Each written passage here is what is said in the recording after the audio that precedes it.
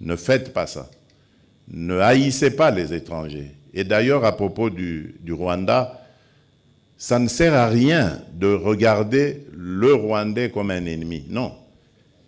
C'est le régime rwandais avec Paul Kagame à sa tête qui est l'ennemi de la République démocratique du Congo.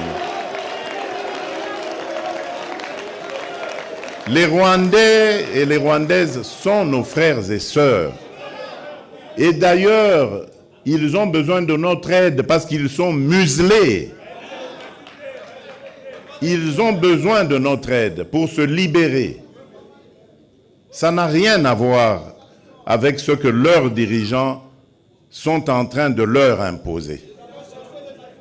Donc, ne les regardez pas comme des ennemis, mais comme des frères qui ont besoin de notre solidarité pour nous débarrasser et débarrasser l'Afrique de ce genre de dirigeants rétrogrades qui ramènent les méthodes des années 60 et des années 70.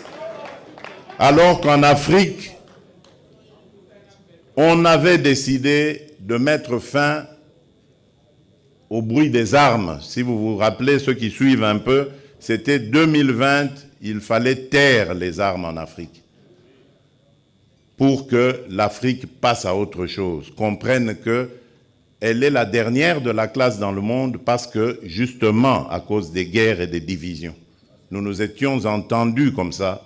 Malheureusement, ce n'est pas arrivé, on a dû encore prolonger, mais c'est à cause, justement, des dirigeants tels que Paul Kagame. Et il s'enorgueillit d'être un faiseur de guerre, un spécialiste dans la guerre. Il en est fier. Moi, à sa place, je me cacherais, j'aurais honte d'assumer le fait qu'on sème la mort et la désolation. C'est honteux. Et je dirais même diabolique. Nous n'allons pas manger de ce pain.